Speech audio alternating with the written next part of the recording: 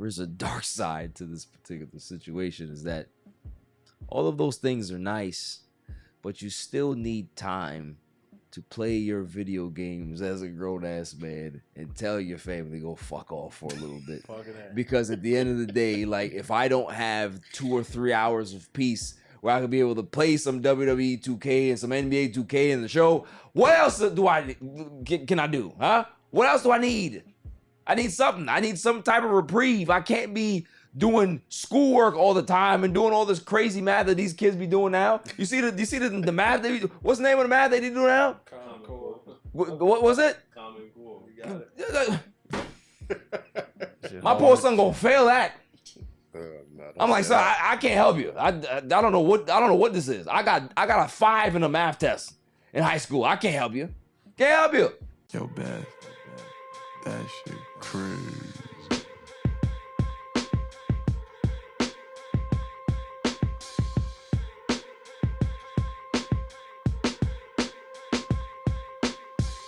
On a Saturday! It's All Even with your boy Barry Grant. You can catch me on Instagram and Twitter at All Even Podcast. You can listen to the show on Podbeam as well as Apple Podcasts.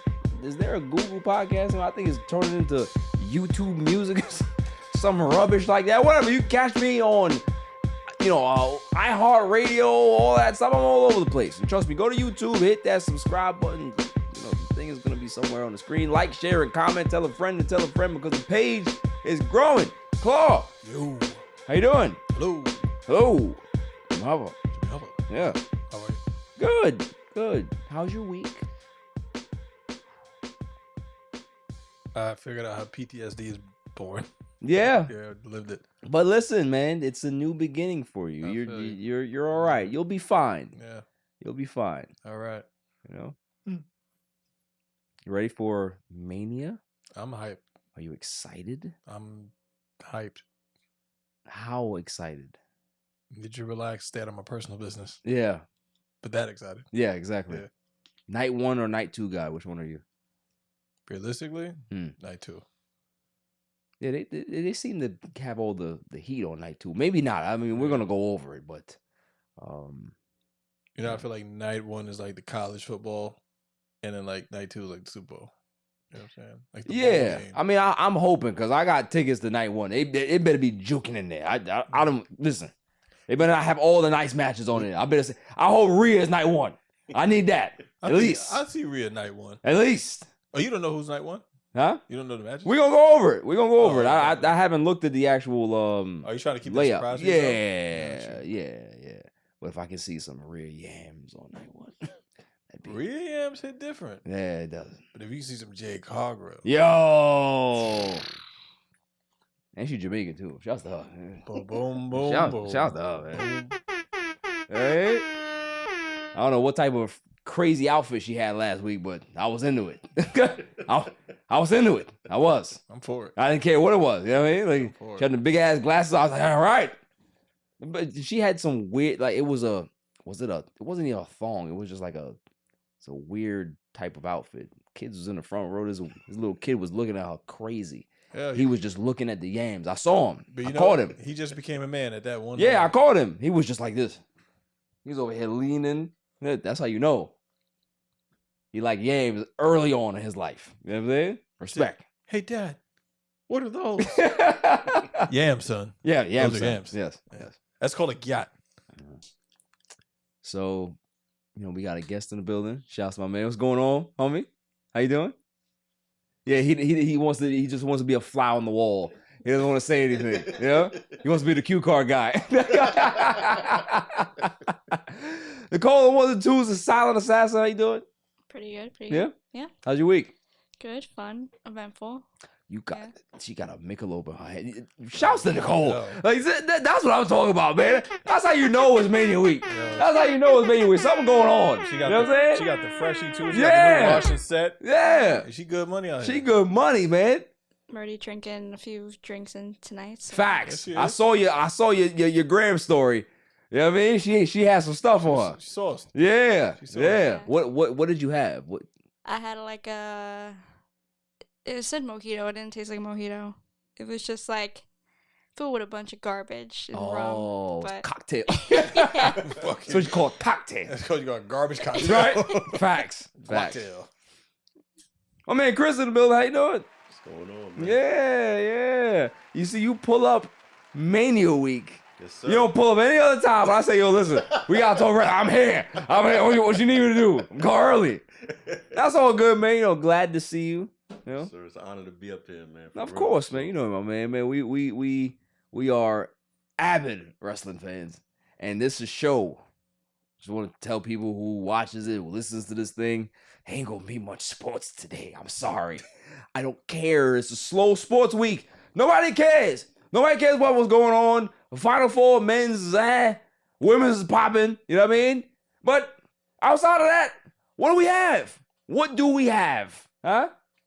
We got Bronny to talk about. He just made his decision on, going into the draft, but he's still keeping his eligibility. He's also going to transfer. Make up your mind, son. What you doing? We have Stefon Diggs. He got traded out of Buffalo. All of a sudden, the Houston Texans now have 3 number ones. Like, I never heard no shit like that. It's crazy, right? Fire. What else we got? We got Julius Randles. I'm sorry for the Knicks fans. The Knicks fans out here are really, really sad.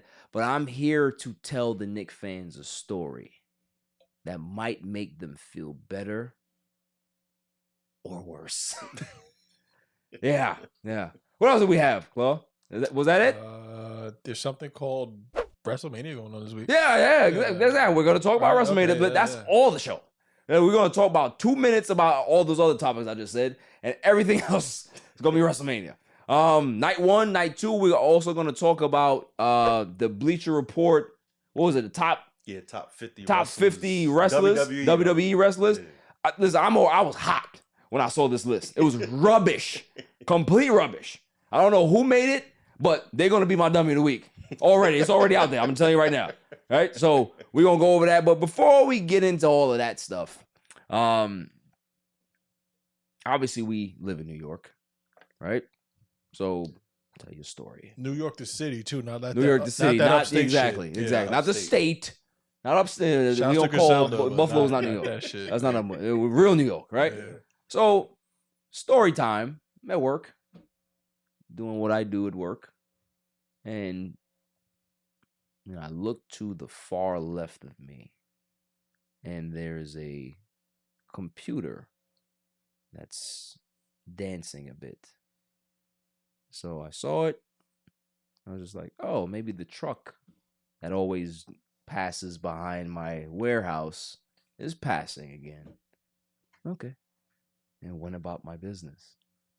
All of a sudden, I see my employer come up and, hey, did you see what happened? I'm like, what? It's an earthquake. When? It was just now. You didn't feel it? I'm like, no, I didn't feel anything. Some other coworker came, hey, didn't see that? I'm like, no. What are you guys talking about? Earthquake. Check my phone. It's all over the place. So apparently there was an earthquake. Did anybody feel it?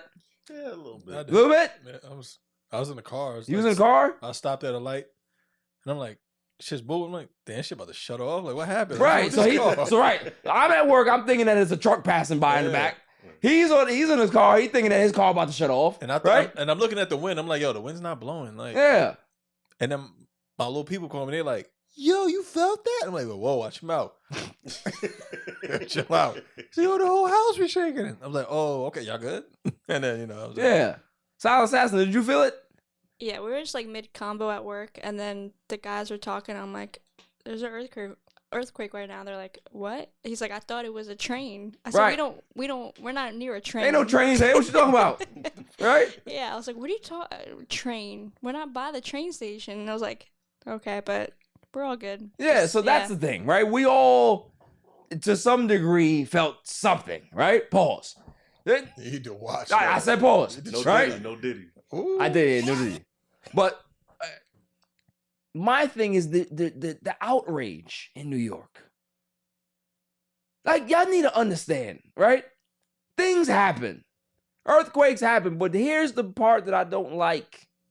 It's the conspiracy theory about it. Everybody, you know why this is going on? There's some machine that's going. Ain't no machine, man. Hey, hold up. Stop. Yo, Stop. you full of shit. You full of shit. What machine? Ocean's 13. I never watched it. Yes, the fuck you did. You watched it multiple times with me. Ocean 13? Yes. I watched Ocean 11. Ocean's 11. 13 was the women? Yeah. Yeah. Oh, no. I didn't watch that. 12. Ocean's 12. The machine. There's no machine. You know the machine. It was the shit that made fucking Al Pacino go out of business. Right? That's the machine. That's not what's going on here. That's the fuck it is, man. Fuck you. You got people talking about the Baltimore, the bridge. You know what's going on? Science is what's going on. That's what's happening. And people can't wrap their heads around it. Get newsflash, people. Hey, listen, that's how it works, right? The moon is a little closer to the earth, which means that there's a polar pole thing going on here, and it's causing a whole bunch of freak shit to happen. Makes sense, right? You know, moon gets closer, the tides get higher, all the electronics are starting to get a little crazy. Yo, nobody phone work too. Your phone ain't working. Oh yeah. Like, Hey, does it? Monday. Does not make sense? No. Some people are like, yeah, they got some weather machine. What weather machine? Show it to me. I've never seen it. It's called HARP. I've never seen it. That's why. It's really a thing. It's no funny shit. You press the button, I'm coming over there. Chris, what do you think? Is there a conspiracy going on? I don't know about that. I'm more inclined to agree with what you're saying with the moon getting closer. Science, Yeah, right? science. I believe in science. Just like Nacho Libre, I believe in science. I do. So let me guess, you guys got a moon magnet in your pocket and it's just getting closer and closer and closer? I mean, if this moon got any closer, we'd be dead, to be honest with you. This is why it's such a super solar eclipse that's going on Monday, because we had one on the 25th of March, and now we have one going, was it the 7th or the 8th? So we got two moons? It's very close together, so this is why we're getting this crazy feedback right now. And they say that you normally feel things before the eclipse and then like a week after. So it's not going to be over once the eclipse happens. You'll start to still, because that energy is still lingering around. So There was aftershocks too. Y'all felt the aftershocks there? Yeah, I didn't feel the aftershock, but somebody told me that there was aftershock. There was one just now. Yeah. I was over there. Well, it might still, it might continue to happen over the next couple of days. But, you know, shouts to the people in New Jersey, because obviously they got hit hard, you know, in regards to they had a 4.6. So, you know, hopefully nobody, you know, got hurt and lost their lives or anything like that. So, but, you know, we just don't know how to act as New Yorkers in regards to like. We're not built for this shit. We're not built for anything. Yo, people. We're not built for anything. This is shit. People Other than snow. Yeah. And even still, like, we haven't got no real snow. We Not in haven't a got while. that. Yeah, we haven't got that real snow we used to have back in the day. We haven't got real snow in probably like what, 4 years or something like that, maybe. maybe more. Nah, real probably snow. 4 You years. get real snow? Oh, And we had a blizzard like Yeah, 4 years like- ago or something like that. Put that. I don't know. Even still, regardless. Yeah, there was like when I was in, I think like 8th grade, 9th grade. It's like There was a we big were blizzard. shut down for 2 weeks. I think there was a blizzard of, was it 20? I gotta look at it. Yo, Blizzard of '96 was to the shit. Yo, bro. Blizzard of '96 was wicked. Fire. Yeah, damn. I'm looking at Yo. everybody looking at me like, what? Yo, That, that one, I remember that one. I had like a porch. Mhm. My cousin jumped off the porch into the snow and was fine. Like, that's how much snow was there. Didn't You die. know what I'm saying? It was fire. Like, that was a lot of snow, man. You didn't even exist at that time. It wasn't even a thought. Yeah. Goodness. I don't think none of y'all was alive, actually. You born in '96? Before that. Oh, all right, cool, Yeah. cool. My bad. Pardon me. Slightly. Yeah. Yeah. Shit crazy. It's nuts. But yeah, I mean, listen, for people that all these memes and stuff that's going on in social media, New Yorkers just learn how to behave. Like, same thing happened in 2011. Little tremor happened. I was asleep when it happened. Oh, yeah. I was asleep. Everybody, did you feel like? I was like, no, I was asleep. I was in the shower. They didn't wake me up. It was little tremor. I thought it was something passing. So again, right? Yeah. Just, I don't know. So people don't realize that New York is not connected to the rest of the world. No, Like we legit not connected to each of the boroughs like No. that. Like so we are our own shit. So Correct. this little island over here, like we do our own thing, and we're gonna keep moving anyway. This shit doesn't stop. we're gonna keep moving or sinking. Either way, like, and as long as we're not as sinking as bad as Miami, Right. we are doing a good thing. 100%. Miami's on the water. 100%. Miami's in New Italy. Yeah. That shit is bad, bro. So, moving on. Let's just get into it. Bronny James Jr.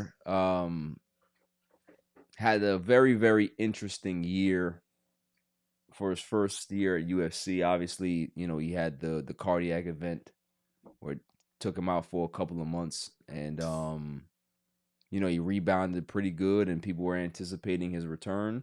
And listen, the kid had flashes in his freshman season. He wasn't a fantastic player. He didn't get that many minutes, but he flashed in certain spots in regards to when he had the opportunity. But I never looked at Bronny at any point, even in his development, saying that that's an NBA prospect right now.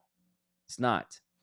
He never was. I think that with time, I always looked at him as like a 3-year player in college. Stay 3 years, develop your body, get better, understand the game, and then you can be able to go to the league, right? Well, he decided that he's going to enter the transfer portal, enter the NBA draft, and maintain his eligibility. And for me, I understand that. I think that people are like, oh, he's just trying to test the waters, right? But for me, it's like, if you test the waters, there's only one reason why a team would draft you at this point, and it has nothing to do with you. It has to do with your father. Luring your father to play with them. So at this point, it's like, you have to understand, you got to read the room. That's why he maintained his eligibility, because, right now, if he does go in the first round, it's not because of him. He's a second-round talent. He is. I'm not saying that he can't find his way in the league. He find his way. The way the league is set up right now is that it's set up for young players. They draft them based on potential. What you can do, what you're going to become. It's not what you are. Oh, well, if we draft him now, 4 years from now, he's going to be really good. That's what the NBA is. They don't look at guys like Edie and these 3-year players and all these guys that can contribute now. They look at the guys that have potential. Well, Bronny has to look at it like, look, do I want to continue to be in my father's shadow? Because whether he leaves now or leaves in 3 years, he's always going to have that pressure of being in his father's shadow. But if he decides to go to the league now, it's going to be very loud, where his career is not going to be his own right away. And that's why, for me, I remember when I heard that he was transferring, I was happy for him, right? Didn't necessarily want him to leave USC, but if he's transferring, at least he's transferring, but he's staying in school. And he wants to see how he can be able to progress from freshman to sophomore and so forth. But this option of going to the league, I don't like it. I don't even like it as an option just to test the waters, because I don't believe that the process for him is going to be genuine this year. What are your thoughts on that? Yeah, I think he needs a lot of work. Like you said, it's tough for him to come back after the cardiac episode. It looked like he was kind of getting himself back into basketball shape. Right. But his numbers are not where you think they should be for a potential first round draft pick, like you stated. Yeah. I think he only averaged 4, 2, and 2. Yeah. And about 19 minutes a game this year. So he needs some more work. But like you said, the only reason any team would take a chance on him now would be Delore and LeBron, for any chance. I think he does have an opt-out after this season. So, yeah. Yeah. Well, thoughts? I mean, come on, bro. I'd do it. You would leave?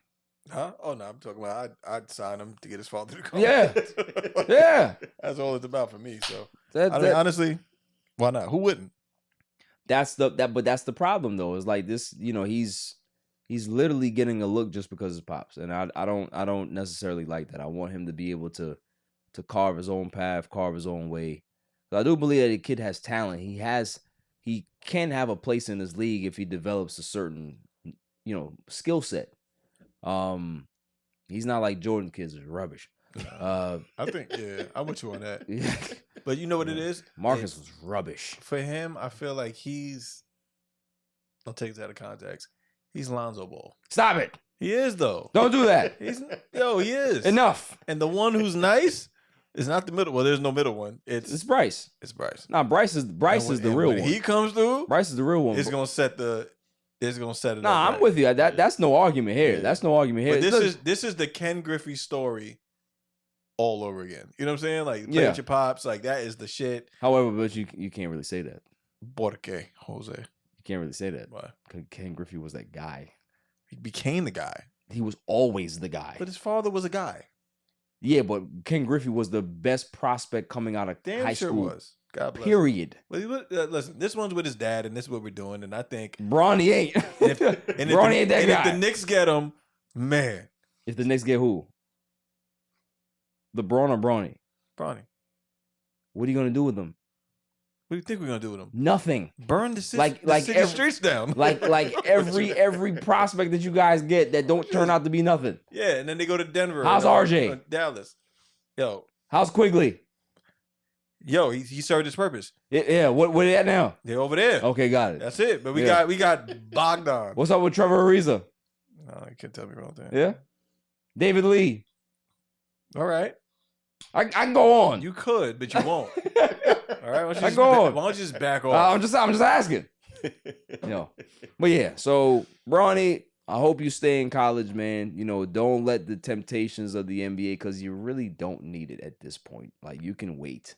You got a billionaire father who will give you all the guidance and the information that you need to be successful. So just wait your turn. It ain't your time yet. Maybe after your sophomore year, I think you'd be ready, as long as you go to somewhere that can give you an opportunity, get a lot of playing time, showcase your skills. Yeah, why not? But this year, nah. No. Don't be the what do I call him? What's the dude from Love and Basketball? What's his name? Julius Shuttleworth? No, stop it. That's He Got Game. What's the man's name? Diggs? It was Omar Epps. It was Omar Epps. I was trying to remember his Bill Bellamy? No. I know he played for the Clippers though, right? Yeah, he played for the Clippers and Lakers. What his name was though. Yeah. Well, don't be him. And don't be Marcus Jordan as well. Rubbish. Moving on. Enrico Palazzo. Exactly, Enrico Palazzo. Moving on. Stefon Diggs getting traded to the Houston Texans. Writing was on the wall for like 3 years now. Stefon Diggs has been upset, unhappy, pretty much a malcontent in that Buffalo locker room, and he's been the scapegoat the last few seasons as well as to why they don't play well in the playoffs. But my thing is that, if all the attention is going on him, he's getting double teamed and he can't get open, and you have Josh Allen, who's Mr. Mistake Football, that likes to throw a lot of interceptions, and nobody likes to give him any type of flack. I don't see any criticism go Josh Allen's way. Never. So now the fact that Stefon Diggs is gone, he's on the Houston Texans. They got 3 number ones now, which is crazy. CJ Stroud is. Yo, he's gonna cook. He's gonna cook. Say it again, Chris. He's gonna cook. Oh yeah. He's gonna active. The grill's on. Man, The grill is on over there. So here's my question, and I'll pose the question to everybody here. Is the clock on for Mr. Allen now?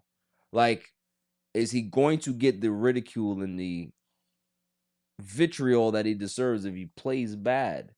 Don't have Diggs anymore. You don't have much weapons anymore. So if your team struggles, are they going to use that? Well, he doesn't have a number one. Well, you had a number one. Got rid of him. You had a number one and you did nothing with him when he was here. Got to an AFC championship, lost the Chiefs, got it. But you ain't do nothing since. And I've been saying it from day one. Been saying it. They ain't going nowhere because they got a defensive-minded coach that can't see the other side of the football. Most defensive coaches are not good coaches.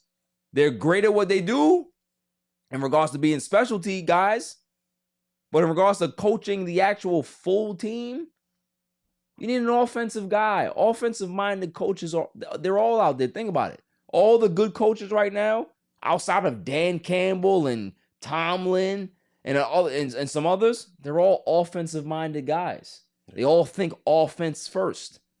So if you want Josh Allen to take the next step, get a guy that knows about offense. Get a guy like, Joe Brady's over there in regards to being the OC. Cool. But you need a offensive-minded head coach that can be able to correct the problems that he has in regards to maybe his throwing mechanics or just his decision-making or whatever it is. Maybe run the football a little more, take the responsibility out of his hands. But, the Bills are cooked. Bills are cooked. And I'm happy. I am not a Josh Allen fan. I don't like the way they don't criticize him. It's kind of like Baker Mayfield. When he was in Cleveland, they never gave him no flack. Never gave him no flack. Oh, it's OBJ's fault. Oh yeah? What happened when OBJ left? Super Bowl. Straight to Super Bowl he went to. Come on now. So, after the break, I got more flack for Mr. Josh Allen. I ain't done. Yo, it's your man DJ G Money from that Flip the Script podcast. You see it? We in the studio right now. Flip, shut up. Yeah. Oh, listen. Shout out to the All Even podcast. My man Barry Grant Jr. What's up, man? What happened? What you want to say to the people? Shout out somebody else's podcast. Yeah, don't make it the joint. What's up? All Even. All Even podcast. Yo, it ain't even up here, boy. We put this go. What's up, man? All Even. Yo, oh my God. What's up with you, man? Now that's a shout out. You keeping this? Yeah, keep all that. You want to jump All in the Even camera? podcast, right? Yeah, All Shout out Even. to All Even podcast, right? All Even. That's your man. My man. All right, shout out to All Even podcast. You cool? 100%. He cool. Is he cool? Let me see. Is he cool? G. Put him in G. Oh. Shout out G. Oh.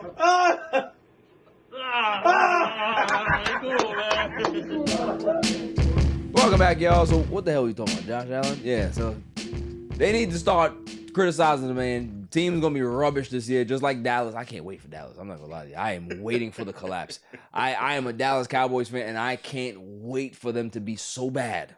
Right? This is all part of Jerry's plan. I love it. The fact that I'm not gonna spend no money. Dak, you go ahead, do your thing. Make the team bad so we can get another quarterback and get you out the door.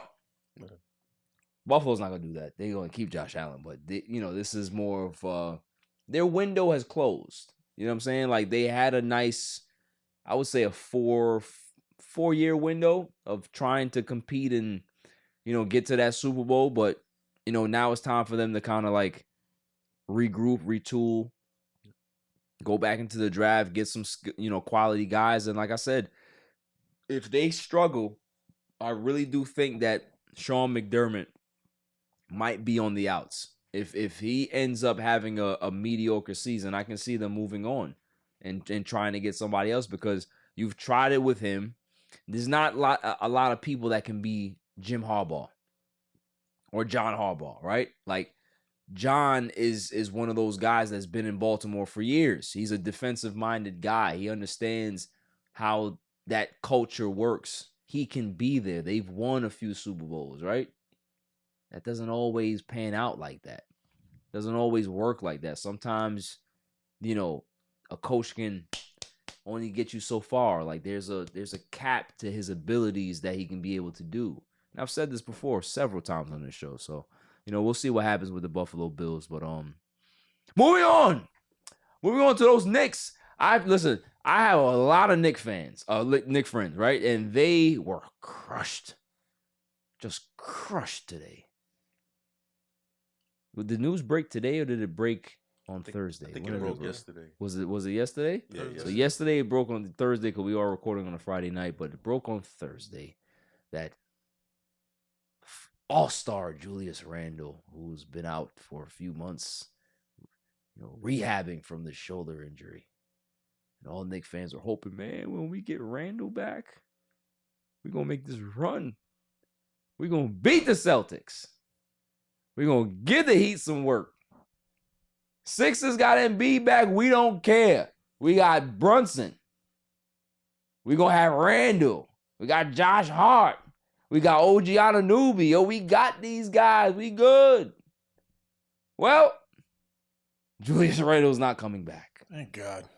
Not coming back. Season's over. They're gonna give him shoulder surgery. And listen, you know, they tried to do it that way. I understand why they were trying to salvage the season. They could have, you know, went surgery earlier on, but they wanted to see what they can do. So you can't really blame either side. You can't really blame Randle. You can't blame the Knicks. They were trying to see what the options were in regards to trying to get him back. However, here's where the silver lining comes into play. And I'd like to speak directly to the Knicks fan. Okay. Here we go. Had years of suffering. I get it. 1999 was a beautiful year for you guys. 2000, what was it? 98, 99? Yeah. When you guys got to the finals and, you know, you had another run the next year, got to the Eastern Conference Finals, and then there was a lull period, and then Carmelo came, and then there was some hope again. All of these things are in Knicks history, but you've had a long history of losing as well. Like, if we're going to subtract the 90s run, Knicks have been bad for the majority of the past 35 years. Right? Longer. Yeah, correct. So, I understand the desire to want to win and compete and try to get to a final because they honestly had a chance this year. You know what I'm saying? They have a good team, good defense. Jalen Brunson is one of the best guards in the league. OG Anunoby, one of the best two-way players in the league. Josh Hart, pretty much a good, 3-and-D guy as well. They have some depth. Homer Simpson is doing a great job coaching.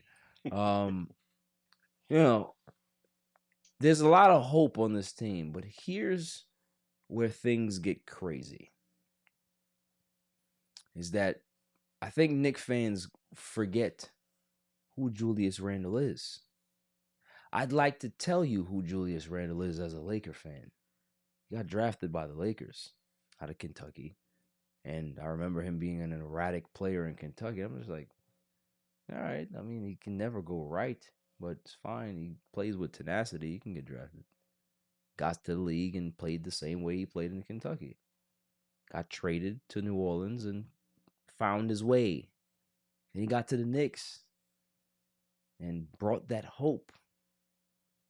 Played well. Put up 20, 10, and 5. 26, 10, and 5. Randle's that guy. Got paid with the Knicks. Right? So he's been here. He is in New York. He's embraced the culture. Loves it here. Right? Knicks fans are very hot and cold on him. Some Knicks fans love him. Some Knicks fans don't. But here's the problem. Every time Julius Randle and those Knicks get to the playoffs, you can never find him. He never shows up. Plays terrible. Remember last year? I remember him. Claude was sitting here upset every game. Why is he playing? Why didn't they just bench him? Going 2 for 15, 1 for 20, shooting threes. Walking down the court, doing his spin thing, turning the ball over, complaining, whining to the refs. That's all you saw. All playoff. And poor Brunson is there by himself, dropping 50, can't get no help, right? That's all you saw. So, what are you really missing? Knicks fans, let's be honest. The regular season is almost over. His time to be a star is almost over. Regular season. Playoffs are a different breed. He's never shown up for you in the playoffs. You're not missing anything. You got a guy like OG Anunoby that was a part of a championship team. Take him. It's fine. Right? Hopefully OG can come back. He'll be all right. We don't need Randle. Josh Hart, he plays with tenacity. Mitchell Robinson is coming back. You got guys that can be able to help you. Now, granted, it may not be 26, 10, and 5, but he wasn't giving you that in the playoffs anyway. So all Knicks fans are just fantasizing over what he is in the regular season. That's like James Harden. Everybody, James Harden, leads the league in assists. You don't see that shit in the playoffs. He disappears like Dak. Can't see him. He's like that guy that does a dunk contest and nobody else knows him to the rest of the league. Yeah. McClung. Yeah. Matt McClung. Who? Exactly. Send him right back to the G League. Where is he? Send him back. It's all right. They've been in trouble. Go back. Thanks, buddy. All right. Go back. Put him back in hiding now. You know what I mean? Go now. Go back on the school bus. Go ahead, go. Bye. Like, nobody cares, bro. Julius Randle is not an impact player in the playoffs. I'm not hating. Go ahead and look at the stats. If people want to think that I'm a hater, go look at his playoff performances and see how bad they've been in New York. Yes, Claude. Yeah, wait. Big fan of the show. I just wanted to see. So with a situation like this, right? It works like this in football. We pretty much got to put him on IR. Do we get to go to the basket and put out another guy? No. Fuck us. All right, cool. Thanks. No. Good talk. He's out for the season. You got to pay him. But do we get somebody else to play the role or no? I mean, depth he's not a part of the active roster anymore. So yeah, you can sign somebody. Like, he's not on the roster. So there's a chance we can get somebody else. Yeah, but who you gonna get right now? Gives a shit. You can sign somebody to the street, but it's not gonna help you. You always need to sign. It's not gonna help you. Hey, listen, just need one guy, bro. But you ain't gonna find him. Here's the thing. I don't see him playing here next year. I think he will be. It depends on what the Knicks are looking for. If they can be able to go get a because obviously Spider Mitchell is going to be a hot commodity in the offseason. But what is it? Does that fit? I don't think it fits. Why not? What do we give up? Give up Randall. All right. You give up Randall and Hope and something else. I would love to see a Jalen Brunson, Donovan Mitchell backcourt. It might be small, but you're talking about buckets. Yeah, give me the buckets. Let's see how that works. It's better than what you got. I like that. Because at the end of the day, you put Jalen and Donovan, you still have OG Anunoby to be your switch man in regards to being a two-way guy. You got Mitchell, right? That can be able to protect the rim and rebound. You can fill in the gaps. I would rather take my chances with a backcourt like that. Who else are you going to get? Yeah. Donovan Mitchell is a New York guy. Bring him here. You missed the boat in regards to getting him here the first time with Danny Ainge in Utah. Right. He wanted everything. Should have gave it to him. Should have gave it to him. But listen, the Knicks have been okay for these last 2 years. But they're gonna need something else to get them over the hump. And Julius Randle, I'm gonna just be honest, he ain't gonna get you there. So for Knicks fans to be upset, Randle, what are we gonna do now? You've been fine without him. Been fine. Doing great, actually. The top 5 team. What else you need? You're not gonna overtake the Celtics. You might get close to the Sixers or the Bucks, but other than that, just stay where you at. Find some guys that can be able to contribute. Don't put too much pressure on Jalen Brunson. Try to get him some ways to be able to get creative, because if you're a one-dimensional team, they're going to be able to know how to pinpoint you and lock you down. And that's always been Tom Thibodeau's problem, is that he runs his stars into the ground a lot. He did it with Derrick Rose. He did it with a lot of other guys. So, they have to really see how, they can be able to protect Jalen Brunson. But in regards to going back, Julius Randle, he ain't missing nothing in the playoffs. Moving on. I'm done with this. Wrestling time. WrestleMania weekend. That's what we're here for. I don't care about nothing else. It's a slow news week. I don't even care what's going on in the Final Four. Respect to them, right? Respect the Final Four. Respect the college. Respect to Zach Edey getting back-to-back Player of the Year. Don't care. Don't care about it. I really don't. Care about the final boss. Cody Rhodes. LA Knight. Mama Rhodes. Mama Rhodes. Everybody, right? You know what I care about, though? What? Hey. He's going to be there. Hey, who? It's on goal? Going to be there. It's possible. Going to be there. Possible we might see John Cena, too. I can skip that. You gotta relax. Okay? You gotta relax. You know what it is? It's the ball spot in the back for me. Stop it. Hogan had a ball spot his whole life. But it was cool. Hogan got no hair up top. Hogan wore a bandana and you didn't even know about it. He finessed that shit. And even when he used the what's that shit, the Bengay, whatever the shit is, he did that shit classy. You see what I told you? You see what I told you? Just for men. He had the just for men. That's not it, though. That's not it, though. You hear him being an apologist. He's a WCW mark. That's what it is. Hogan is WCW. You see what I'm saying? He's WCW mark. But he's So also you, WWE. You as okay well. with that? You okay with his ball spot? Let's just back off. Don't do that to Cena. Let's just back off. Cena sold more more merch and more tickets than Hogan. You know that, right? Guess what? I'm just saying. Guess what? Off of MOP's back, bro. Have some respect. Doesn't matter. Off of MOP's Doesn't back. matter. Jimmy Hart wrote Hogan's song. So what? It's a great song. And if you're an American, you'd be proud of it. Why don't you just back off and cut the crap? I'm on to you. You're a WCW mark. Just admit it. No, You grew up a fan of WCW. I like that. I like the MWO. We all did. All right. I like Scott Hall and Kevin Nash. We all did. So why don't you shut the hell up? Because you was watching WCW to watch that. You like Goldberg too, though.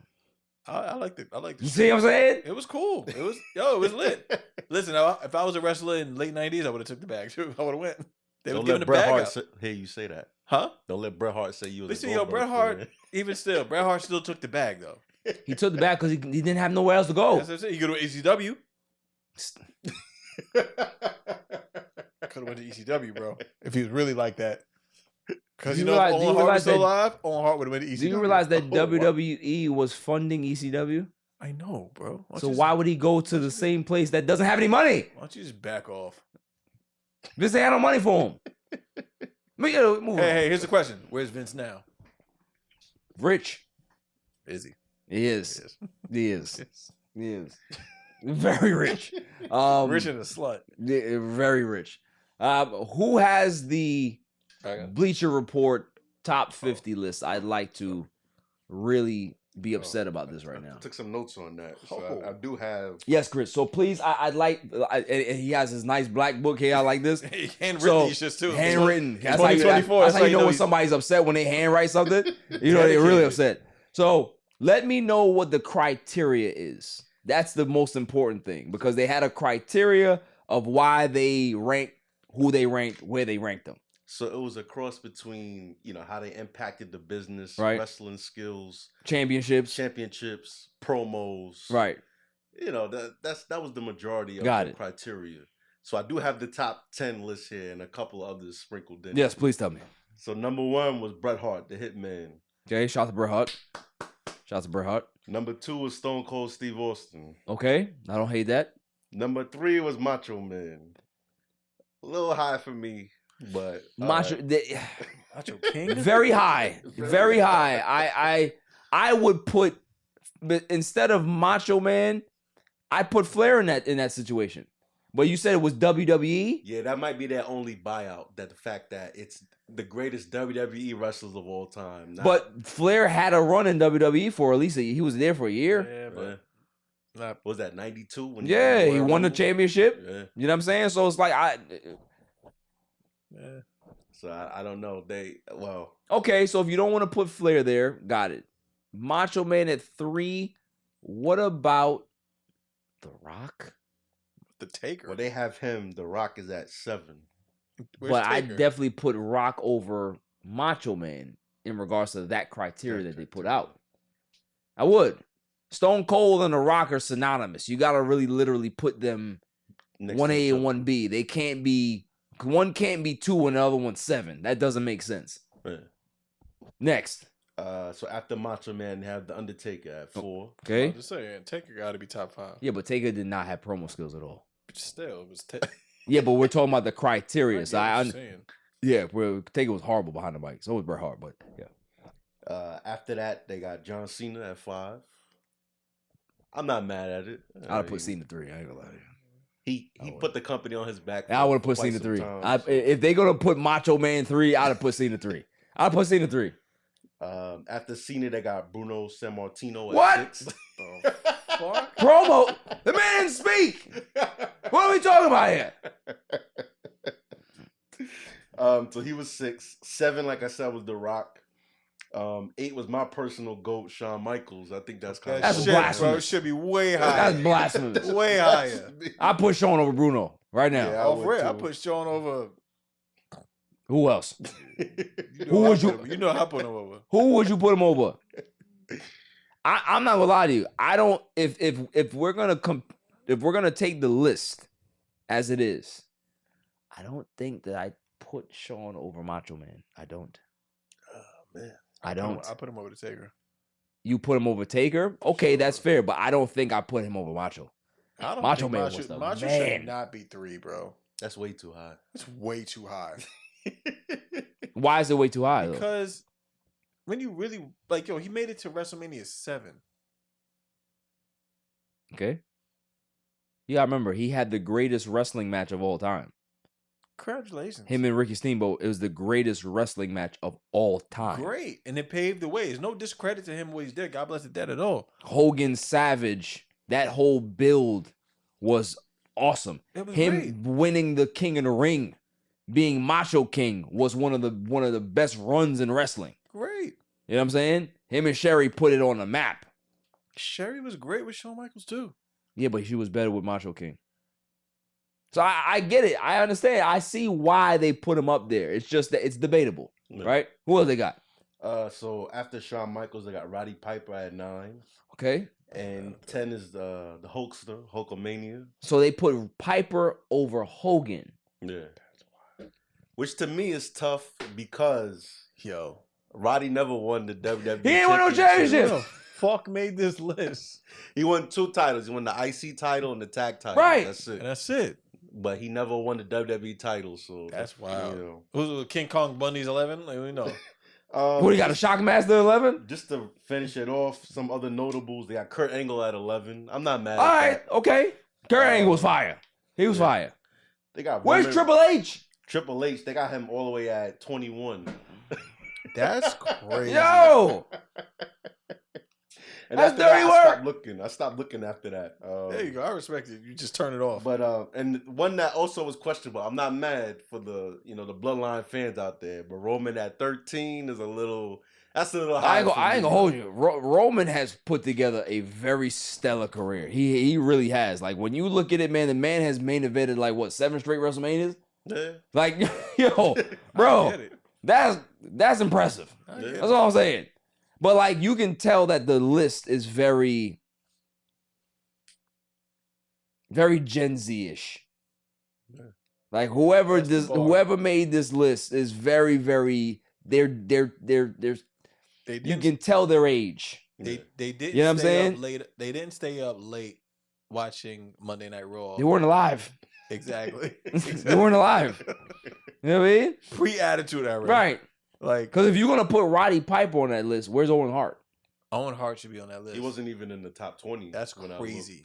Yeah, he wasn't on. Owen Hart's not even on the top 20. Nah, Where's not Aldo that I Montoya? remember. Where's Eddie Guerrero? That number I do have. Eddie is at 18. Like, he should be higher. Yeah. They got Mick Foley ahead of Eddie Guerrero. Where's which- Edge? Yeah, I don't remember seeing him in the top 20. That's wild. Like, bro, Yeah, that's- what are we doing? This is crazy. Triple H, Edge, Mick Where's Foley, Kane? Where's they all Kane? outside of the top 15? Where's Kane at? Kane wouldn't be there. Kane should be in there. He was wreaking Promo, havoc. he got no promo skills. For years, he wreaking You havoc. didn't like bro. when he had the No, thing? no, no. Take me to your leader. No, no. Care what you said. But yeah, that list is wicked. I would love to know who made that list so I can call them up. I would like to know who sanctioned all these lists.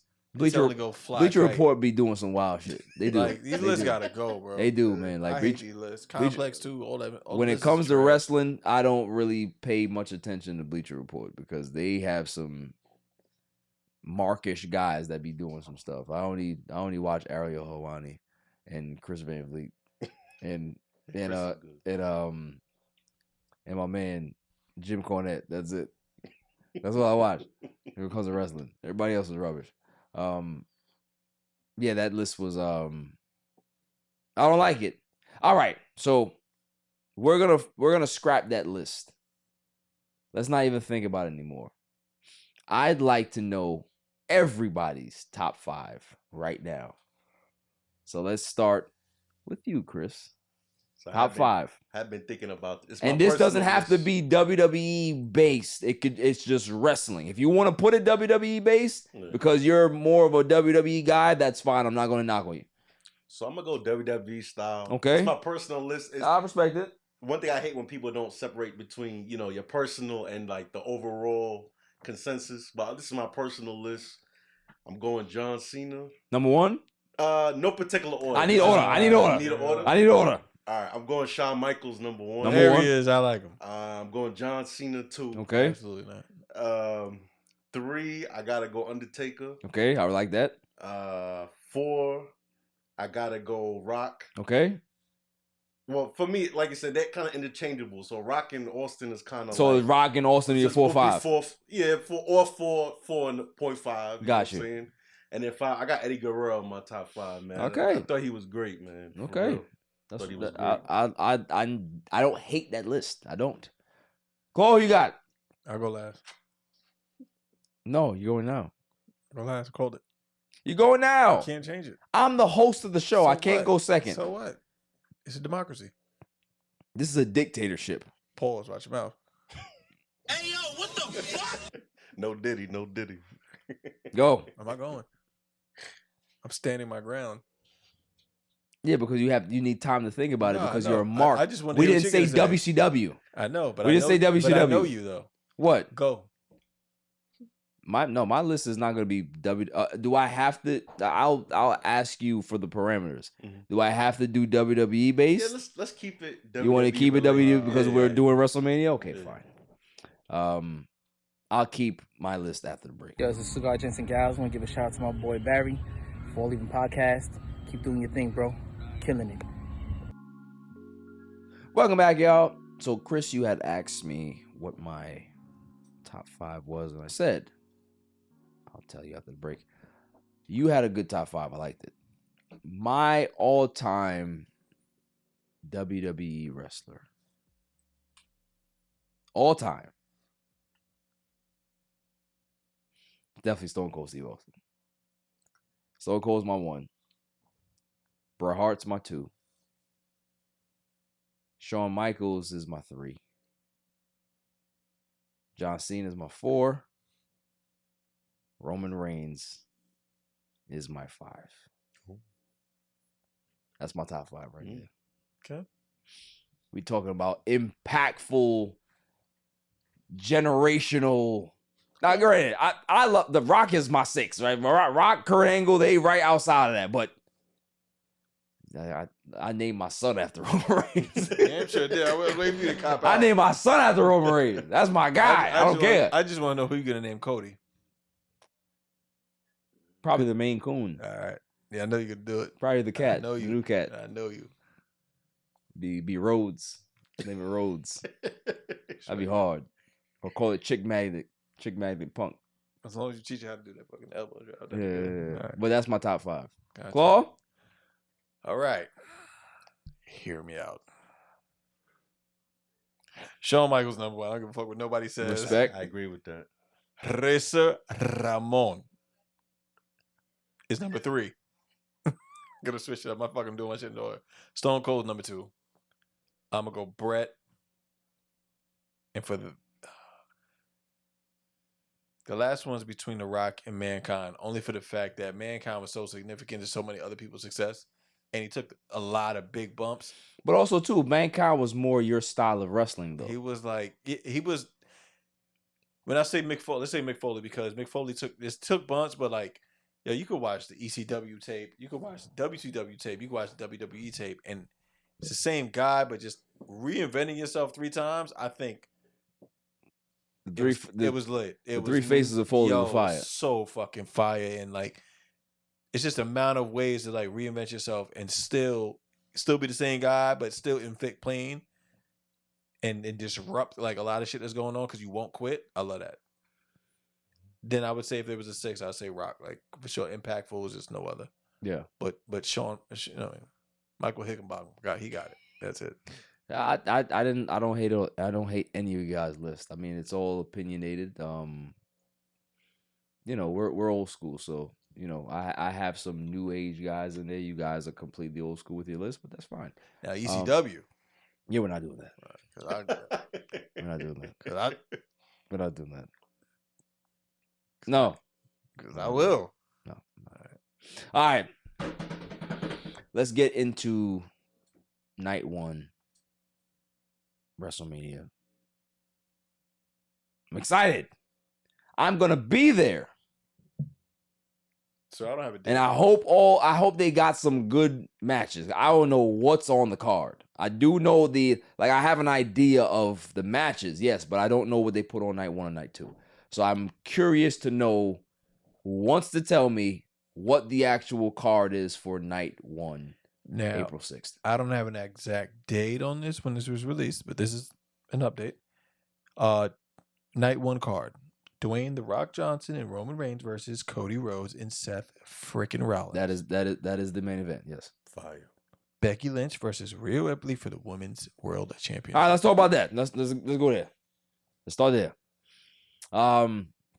Becky Lynch, the man, she's kind of been the face of the women's division for quite some time. Shouts to her, man. Like I've never really hated her in regards to her ring style. I don't think that she's the smoothest. I think that Charlotte is a little bit more smooth with her technique. But Becky Lynch is she does a thing. But let me tell you something about Rhea Ripley. Rhea Ripley, young, powerful, can speak on the mic, has charisma. She's the future of wrestling. Like, I don't think that there's any woman that can touch Rhea Ripley. Like, even when I'm thinking about, 15 years ago, obviously you look at women like China and stuff like that when they were at the height of their game 20 plus years ago, right? But not even China was able to move like Rhea, speak like Rhea, hold herself like Rhea. Like, Rhea's different. Rhea's different, man. I'm looking forward to that match. They've never wrestled before. So that's going to be the biggest caveat to me. The fact that they've never been in the ring with each other, that's going to be something nice for the fans to see. I don't think it makes any sense for Becky to win because Rhea has been on this hot streak and she's literally the face of the division. So I think they need to Roman her. Let her carry the belt for a few years. You know what I'm saying? Dominate that championship, build it up. Let her, make that belt, because obviously it's a new title. So build that title up and give it some credibility and let her run with it for the next 4 Manias. You know what I mean? Until, if Jade Cargill or somebody else comes along, then now you can be able to have that clash and it makes more sense. And that's, you know what I mean? That's the one to build up to. Like, I feel like those two going at it. Yeah. That's a match. That's Hogan, the Ultimate Warrior type of feel when you look at physique. I mean, listen, that the build for that match, the ultimate showdown was great, right? The ultimate challenge, but the match was rubbish. Match itself was garbage, right? But we didn't care. Right. We didn't care. So when you have a great build, it doesn't matter what the match is like, right? Like, you can have the best storyline that was told. If the match is garbage, you got enough data and enough like meat in the bones in regards to the story that the match didn't really matter. You know what I'm saying? So in regards to this Becky Rhea thing, they're telling the story about the man coming back and she wants to. Cool. Becky being, Rhea being the dominant champion. I like that. Let Rhea go over here. I don't see the reason to take the belt off of Rhea so early. Just let her dominate. Let her be the champion for quite some while. And I think Triple H, he will do that because he likes long runs with championships, if you noticed. Yeah. Right? Gunther still has the belt. Roman Reigns has had the title for a very long time. Rhea has had it for a little while. It makes the championship more legitimate when you don't pass it around so often. You know what I mean? You have a transitional champion and then somebody else gets it. Like, let somebody have a good reign and build that suspense of when they're gonna lose. You know what I mean? And that's when it gets special. So what are your thoughts? You think who you got winning night 1? Is it Becky? Is it Rhea? And why? Right now, I think it's going to be Rhea. Like you said, it makes more sense. Yeah. Build that credibility with the championship. It's a new belt. She's the face of the women's division. Doesn't make any sense for her to lose right now. And like you said, since Triple H took over, he's rebuilding the cachet for the belt. So, like you said, with Gunther, Roman Reigns, it just makes more sense. It makes it more compelling instead of, hot potato in the belt all the time. Keep it on one person. I'm going with Rhea Ripley on night one. Facts. Claw, you got? I think Rhea should keep it. She is the face currently of the women's division. Last year, like when it was like Asuka and like ESG, Yeah, like Bianca Belair. right. It made sense, but I like where we're at right now. I think she should definitely keep it and then build up to that big match. And I think that's what they're waiting for. I think that's I mean, listen, they gotta give maybe not next year, maybe the year after. They gotta give Jade some time to be able to really understand and get the WWE style down. You know what I mean? Like she's been training for a long time since she, got signed. So she's really trying to, learn how the WWE system works. So, give her some time in the ring. She looked good in the Rumble. Yeah. But that's the Rumble. You can be able to kind of pick your spots and, get rest and stuff like that, do some high spots and look good for 2 minutes or so. But, for her, I need to see her in a match, a one-on-one match to be able to, listen, I don't know when they're going to do it, but we definitely need a Bianca Belair, Yes, sir. Jade Cargill For match sure. at some Yes, sir. point. Like, you know what I mean? Like that is the, I feel like that's the first stop. yeah, on her like train before maybe she we gets to we that. get it at SummerSlam. Maybe we get it at Yeah, yeah. SummerSlam. That'd be good. So yeah, moving on. What's the next one? Gunther versus Sami Zayn. I hate this match. And you was hating. You hated. I still hate you it. thought, oh, what's the face supposed to win? And I told you he was Who? going to win. What's your man name? It should have been my man. Chad Gable? Yeah, it should have been Chad Gable. You said that shit. It should have been Chad And Gable. it ain't. Let's be real. Haluva kick. Who wants to see Sami Zayn win his championship? I don't This know. would be the biggest disappointment in Mania That's weekend. what they want. If Sami Zayn ends up beating Gunther. That's what he want. It's like, seriously. That's Like, what come they on want. now. That's what they want, bro. This is what But they want. why? It's because it's Sammy had his time last year. Last year feel was his you. Mania. But This ain't his Mania. this is it. This ain't it, bro. He's a giant killer, bro. It's a biblical story. Right, but you're gonna put the belt on him. You're gonna make him beat Gunther, and then what? Then I feel like at this point, I don't think you need a dominant intercontinental champion. I think you need to let that belt. One of the belts has to float around. The goal is to, I think, get Gunther to become a heavyweight, as he should. He shouldn't have that. Well, belt. he's going after Seth. Yeah, He needs to, and then Yeah. I think that's the belt he needs to be, and he needs to be in that weight class that he's actually in. yeah, Because he's fucking everybody else up, but it's not even fair. yeah. This intercontinental needs to float around because there's too much talent. But here's I understand your point with that, but here's where I disagree with that sentiment. I think Gunther should beat Sami Zayn and go to Raw and relinquish the championship. He said, I don't need this anymore. I'm going for bigger things. Yeah. Like this year is gonna be the year of Gunther where I become world heavyweight champion, right? So he literally drops the Intercontinental belt in the ring and just leaves, right?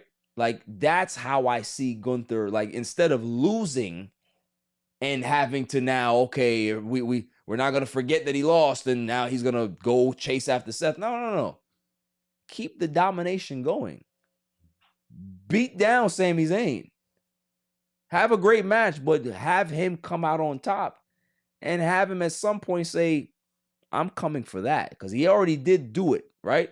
They already kind of planted that seed already.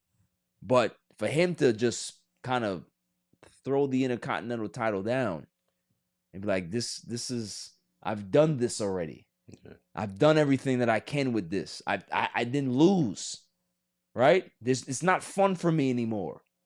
I need a challenge. I need to go after something that I've never obtained in my life, that people never thought that I would actually get here to get. I want that World Heavyweight Championship. That's the storyline that I like. That makes more sense, right? But to give Sami Zayn the win over Gunther when he's been busting everybody's ass, Sami Zayn is going to be the one to beat him? Giant killer. I don't like it. I don't like it, Chris. Well, the match we wanted, but we couldn't have it. Brock Lesnar. That's what we wanted, man. Brock versus Gunther would have set the house on fire. Who They knows? teased it. But hey, listen, there is rumor Brock could be back. Okay. So who's to say that they let Gunther go over? Brock Lesnar comes back for SummerSlam, and then we get Brock Gunther for the Intercontinental Championship. I ain't mad at that. I'm not mad at that. You know what I mean? And I don't think Brock I don't want Sammy winning. That's a good I don't want Sammy to win. And if it happens, I'm not gonna lie to you. I'm happens, set. If it happens, it heard it here first. Yeah. That's it. As long as y'all know that. And you know me. You know I am the prophet when it comes to this book and stuff. Right? Who's next? We don't want Sammy to win here except Claw. Uso versus Uso. Now, I have some criticism about this. I have some criticism about this match. I like it. The story is there. I like both wrestlers. I think they're going to put on a hell of a match. Problem that I have is that I think they could have did a better job booking it. Okay. I think they could have did a better job going into the weeds of why this is happening. We understand that Jimmy, thinks Jay's jealous and all this stuff, blah, blah, blah, and I got to stop you. Yeah, we get that part. But maybe we needed to get a little bit deeper in regards to how long this jealousy has been going on, or how long these feelings, these bad feelings have been happening. You know what I mean? Like Jimmy could have probably went back to when he tore his ACL, right? Mm-hmm. And Jay was getting the shine back then doing one-on-one matches, right? That's when he got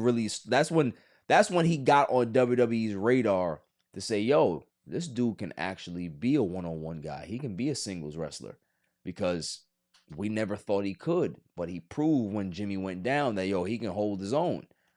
So you can be able to use that. I sat home, and instead of you being by my side, you went ahead and went into business for yourself. You went into business for yourself and became the singles wrestler. We grew up together. We grew up doing everything together. We got into this business together. We won the tag team titles together. We ended up getting in trouble together. Why would you leave me now? Why? Because you wanted to be by yourself? That's selfish. So when I found the opportunity to be able to tell you about yourself, I took it. To stop you from yourself, to stop you and your ego from getting too big because you forgot where your family ties lie with me. That's the story. You understand what I'm saying? Triple H, give me a job right now. Right now. Okay, Russo, why don't you just back off? I'm better than Vince Russo. Don't do that. Don't do that. But that's what I'm saying. I don't think that they told the story deep enough. Mm-hmm. But the story's there. We get it. But they could have went really, really deep. Yeah. Unless this is only one part of it and they're going to keep going. Who knows? Right? Thoughts? All right. Hey, I like it. I like what you said. That was a really great angle. I mean, how do you compete with that? You can't. Yeah. So, good talk. Yeah, I think it's going to be a good match, though. What do you think, Chris? Heat versus no yeet. No yeet. So, and my personal opinion, I think it's going to be a good match. But I think Jimmy needs to win more than Jay. I agree. I think Jay is over with the fans. Jay doesn't need to win. Yeah, what has Jimmy done since they've broken up? I mean, yeah.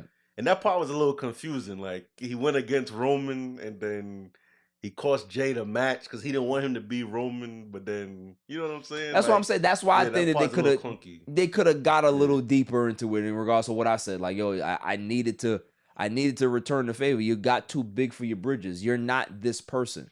You've never been this person in your life. You've always needed me to get to where you needed to go. You know what I mean? I've always been the guy that gave you the pass to get somewhere. Little homie. You know what I'm saying? That's it. That's the story. So, next one. Six-pack tag team ladder match for the undisputed WWE Tag Team Championship. Okay, you got Judgment Day. Yep, Judgment Day versus R-Truth and The Miz. Like that. Versus Tommaso Ciampa and Johnny Gargano. DIY. There you go. Okay. I'm mad at that. It's a good backstreet brawl. Does Judgment Day lose the titles? Yes. I don't think so. I think you got to turn some belts over at Mania. I don't think so. That's one of them. So you think the tag team titles change hands? Yes. Okay. I think they definitely turn. So who gets it? DIY? No, I think Awesome Truth. Really? Want to give the fans a good moment. I think they give them to them. So yeah, I don't hate that, and the reason why I don't hate it is because I think that My bad. One more thing. yes. Kofi Kingston's in the match. Xavier Woods. Okay, New Day. Austin Theory, Grayson Waller, and Pete Dunne and Tyler Bate. They got Pete mad Dunne. people. Yeah, I'm sorry. Yeah. So yeah. There's So mad people. okay. It's a 16. I'm sorry. Yeah, I see Judgment Day losing, but the only reason why I see Judgment Day losing is because there's a different story that's playing out here. I definitely think that Judgment Day loses. Don't know who yet. I think Awesome Truth might be a very good pick. I think DIY might be a great pick as well. I think they're sleepers to win it. And WrestleMania always has WrestleMania 40 is going to have some moments, and they're building for that. There's always moments when it comes to the 10. You know, there was big moments at 10. There's big moments at 20. There's big moments at 30. There's going to be big moments at 40. So I think, you know, a surprise win from somebody is not out of the cards. But I think Judgment Day losing makes sense because Damian Priest loses the tag team championships. There's dissension within Judgment Day because Rhea Ripley and him are actually butting heads. They lose, but guess what happens on night 2? He might cash in. He just might cash in. So, I can see that happen. Who's next? We got standby. We have Bianca Belair, Naomi, and Jade Cargill versus Damage Control. Okay, yeah. So we definitely got Jade Cargill, Bianca winning that match. That's it's not gonna be a squash match, but it's definitely an introduction match for Jade Cargill. She's gonna show off her skills. Both of them they're gonna show out. So I'm ready to see Jade Cargill. I'm not gonna lie to you. But I would like to see, just putting out there, Bianca turns heel in this moment, turns on Jade. Conflict. You know, get the wheels rolling that. For, you know, set up for SummerSlam down the line or WrestleMania Backlash. I like that. I'd like that, but I don't know if she can be a heel, man. I really don't. Like some people are very bogged down into face territory. Yeah, you know what I'm saying? Like she had, but listen, it can happen if she can do it, I'm willing to see it. Yeah. But I don't know. I think you're right because Jade has come and she's obviously the babyface, right? Mm-hmm. Yeah. But she also does feel like a tweener though. So maybe they decide to it might be easier to turn her heel rather than do it for Bianca, right? Mm-hmm. So, you know, I'm curious to see what happens with that. But I definitely got Damage Control losing. They ain't going that shit. What's next? All right, so then you got Rey Mysterio and Dragon Lee, but you said Dragon Lee's not in it, right? Yeah, tonight on SmackDown, I believe Dragon Lee, he got ambushed backstage. So Andrade replaced him? Yeah, Andrade joined the LWO today. So yep, so Santos Escobar and Dominic Mysterio. I think Santos needs to win. Yeah, I think he's fire. I think he's really, really dope. I don't hate him either. I like him. Yeah, I don't hate him either. That's the end of night 1. That's one of that's it. What do we got? Let's go to night 2. Let's breeze through it real quick. Oh my God, man. That's crazy. Is Yeah, that what I got to deal with on night 1? Yo, that's not good. Yo, the first 2 matches got you beat, bro. Yo, how do you not put LA Knight on night 1? I mean, they need to swap LA Yeah. Knight and AJ with the LWO match. Right. They need to switch those. I see a few things on here. Come on, son. All right, so we going to night 2 now? Night 2, so you got the main event. Yes. Cody versus Roman. Finish your story, baby. Right. Then you got Seth freaking Rollins versus Drew McIntyre. That match, right? Let me That's tell you. my match. We're gonna talk about the main event, but let's go. All right, we'll talk about Seth and Drew. This is an interesting matchup, an interesting story because they've been telling multiple stories here with the World Heavyweight Championship, right? You had Gunther at one point, you had Punk in there, you had Drew in there. So they haven't really spent much time building it up. Drew has done a great job getting himself over as a heel. Phenomenal. Right, phenomenal work. But is it time for Rollins to give up the title? I think it might be. I think if they don't let Drew win clean, I see two things happening. I see Punk costing Drew the championship because he's going to be a commentary. I can see that happening because obviously they're going to build their feud for SummerSlam because, newsflash, people, Punk is going to be ready way before SummerSlam. Like he had that elbow thing off. He is ready to go. He's not saying it because obviously the doctors want to kind of keep it hush-hush, but he's ready to go. Yeah. He's ready to go like probably in the next few weeks or so. You know what I mean? So that in itself, I can see that happening, or I can see some wacky finish. Punk gets in there. You know, they have this squabble. All three men are down. Seth Rollins ends up getting the pin on Drew McIntyre somehow, and all of a sudden you hear Damian Priest music hits. Damian Priest hits the ring and takes the belt over Seth Rollins. Seth Rollins ends up, you know, taking a hiatus a little bit to kind of heal up. I can see that happening, but I would like Drew to go over. If they're gonna do it clean, I would like Drew to go over. I don't really see I don't see it being necessary for Seth to win. I think Seth is kind of in that Shawn Michaels realm now. He doesn't necessarily need wins at WrestleMania. Like his win-loss record at Mania is not that bad, but it's not that great either, right? Because he's a performer. He's a guy that can be able to get it done. So I don't necessarily. I think Drew needs it more than he does. You know what I'm saying? Like Drew needs that moment. Because he's a heel, he's the hottest guy in the company right now. You can be able to do more with a heel champion than you can do with a Seth Rollins that's, you know, kind of in this, I don't know, he's in this holding pattern as a champion. You know what I mean? Like, people love his song, but outside of that, it's just like, yeah. You know? Like, so I got Drew. I definitely got Drew winning. Thoughts? Yeah, I got Drew winning, especially... You know, back to, 2020 during COVID, he won the belt. There was no fans. You know, he wasn't able to really, bask in the championship glory back then. He's been patient. He's been waiting in the cut, and he's been doing phenomenal heel work with CM Punk, the shirts, the memes, going to Chicago. I think it's time for Drew to get that strap and, take it to another level. So I got Drew winning. Well, same shit. Yeah, I got you. I think it's that time. I think it's that. I do like the, Damian Priest come through, do what he does, but I think Damian Priest could tap in somewhere else. But we'll talk later. It's possible. It's possible. At the break, we're gonna continue our night 2 breakdown. I'm so mad. Like all the fire was on night 2. Really? Oh, there's still more. Like, yo, it's crazy.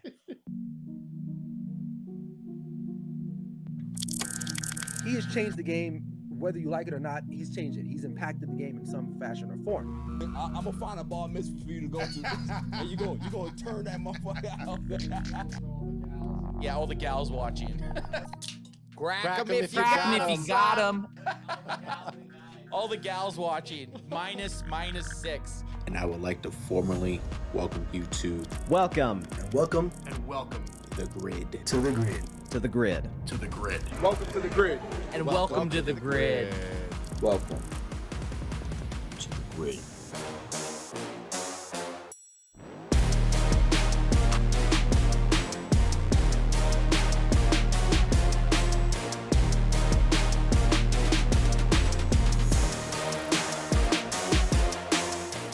Welcome back, y'all.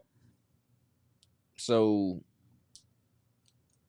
I'm still mad that... Matter of fact, hold on. We zoomed through night 1, and we didn't talk about the main event of night 1. Roman Reigns, final boss. Oh, yeah. Seth Rollins and Cody Rhodes. What happens? I need to know what your thoughts are, Claw. What do you think the outcome is going to be and why? I think Seth and Cody get their ass whipped. Okay, so you think that they lose? I think it's a 4-on-2. And because they're coming. Okay. And at that point, setting up the stage. Okay. Yeah, I'm feeling the same way. I think the Bloodline wins night 1. So that night 2 is Bloodline rules, which is essentially a no DQ match. And it's like Avengers Endgame at that point. That's what I'm feeling like. Okay. I also do believe that the Bloodline does win. I think that Seth Rollins is the one that takes the pin. I don't think Cody takes the pin. But there's a reason why I think the Bloodline are winning night 1. So I think that there's going to be miscommunication in that match between both Rollins and Rhodes, because remember, they still have their rivalry beef. But there's also going to be miscommunication between Dwayne The Rock Johnson and Roman Reigns. It's going to be some type of miscommunication where they're not on the same page, and they end up getting on the same page, or something happens, somebody hits a big move, and they end up getting the win. But there is going to be some underlying tension on both sides, which is going to obviously allow the crowd to be on their toes a little bit and not really understand what's going on. So going into night 2, we can talk about that. What's next, Glo? So that's all night 1, right? So we said that already. Now we're back to night 2. We covered Rollins and Drew. Yep. And then we got Io Sky. Io Sky versus Bailey. Yep. Bailey. I got Bailey winning that. Bailey's gonna win that championship. Got the Yams winning. Yeah, definitely. Her and her Yams will win the championship. For sure. It's long overdue. I think Bailey has done some of her best work in the last few seasons, for the last few years, in regards to being, the leader of Damage Control. Really developing her mic skills. Her mic skills has always been great over the last few years as well, but she's really developed into a household name. Like, I've always said that she's better than Sasha Banks or Mercedes Moné. You see what's going on? You see what's going on over there, right? But I thought that she was always better than Sasha Banks. Yeah. Always. You know what I mean? And I think now Triple H really understands her value, and her being the champion, I think she's she'll probably end up having a decent run with the championship. But I think Io Sky, good wrestler, but you can't really push that and market that too long. She's kind of like a transitional champion, and then Bailey's going to take it and run with it. So who's next? Logan Paul versus Randy Orton. All right. Kevin Owens, the United States Triple Threat match. I like this match. I like this match for all the wrong reasons. I don't think that it should exist. I agree. I just don't think that this match should be happening at all. I think that Randy Orton shouldn't be in here. Why is Kevin Owens getting another shot at it, right? I remember I talked to you back at Elimination Chamber. I was upset. I was mad about how this whole thing played out, right? Yeah. Because I truly believe that Logan Paul, they've been planting the seed of Logan Paul and LA Knight for very long, right? Yeah.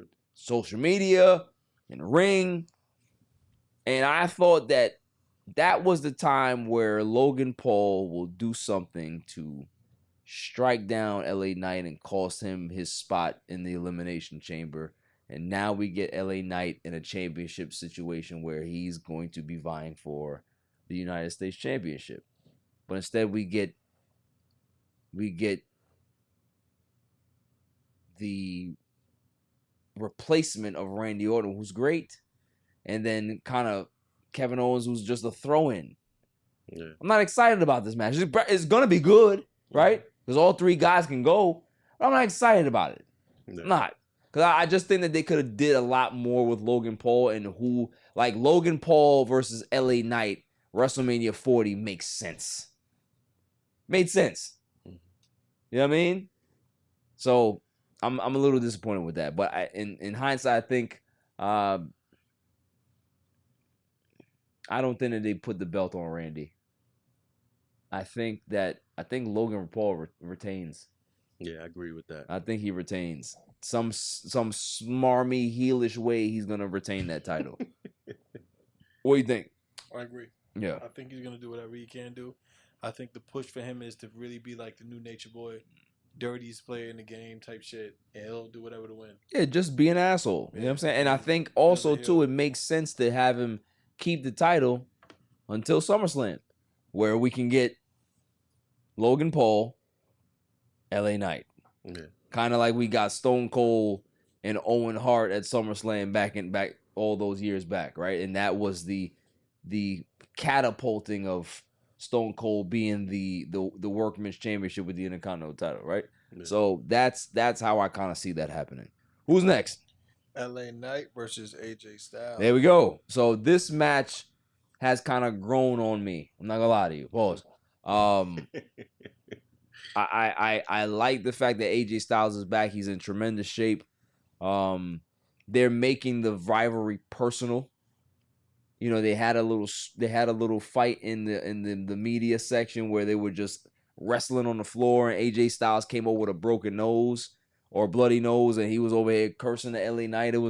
It felt real. You know what I mean? So I think that they're getting a lot of realism out of this rivalry. I think it's going to be a great match regardless. AJ Styles can work with anybody. He's the modern day Shawn Michaels. LA Knight is a throwback to the old school wrestling of what we used to watch. And it's refreshing to see him in the ring. So I think, you know, those styles, they make good matches, and I think both guys are going to put it on, but I think I got LA Knight getting over on AJ Styles. You know what I mean? And yeah, thoughts, Chloe? Who you got winning that match? I want to say LA Knight realistically, but I'm going to go AJ Styles. You got AJ Styles. Too many moves in the tuck. Okay. Chris? I got LA Knight. My thing with LA though is I feel like they kind of, I don't know, he's not as high as he was after he took that loss to Roman in Saudi Arabia. He's still at the top, but he's not where he was at that point. And I'm kind of disappointed like you are. I wanted him to be in a title match at this point. Like AJ kind of just seems like he's a great wrestler. You know, he's on the TNA Mount Rushmore, but I feel like it's kind of just like a throw-in match, kind of like it's all right. Let's put this guy and this guy together and let's make something happen. So, but I got LA Knight winning the match. Yeah, I'm with you. Who's next? Last match on this list is Bobby Lashley and the Street Profits versus Final Testament in a 6-man tag match. Philadelphia Street fight. Yeah. Philadelphia street I'd fight. go for a street fight. Listen, that's your thing. That's my thing. Yo, one of my favorite street fights was which one? Goldust and Roddy Piper. Oh my God. WrestleMania 12. You're dead. That's all you kept hearing. You're dead. But Goldust wasn't. I mean, Goldust. Goldust. Goldust wasn't holding nothing back. Hit Piper with the car and all that shit. So if it ain't violence, I don't want to see it. Yeah. Claw is very big into the hardcore matches. He's a garbage wrestler fan, but he likes it. I can't knock it. You know what I mean? Some of the hardcore matches be good. You know what I mean? So I don't think that this is gonna be WrestleMania 13 with the Nation of Domination and the Los Boricuas. It's not gonna be like that. It's not gonna be like, because that match was fire. That match was fire. Like, you know what I mean? Like, it ain't gonna be that. But I think that, you know, they can probably get something out of it. I just don't like the fact that, what did you say the new name is? The Pride? They're calling them the Pride. Oh my God, who came up with this? It's rubbish.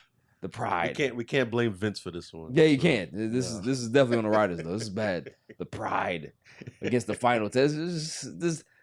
They've been feuding for like the past months, and nobody gives a shit. No. Nobody cares. Like they put the Street Profits with Bobby Lashley so they can get some heat, right? So they can be able to find a way to kind of get over and get some shine again. Failed miserably. I hate them more. I hate them more now than they do with Bobby Lashley, because they taking Bobby Lashley down with them. I don't like it. I hate Bobby Lashley. I don't hate him. My God, bro. I don't hate him. I hate the Street Profits though. I don't like him.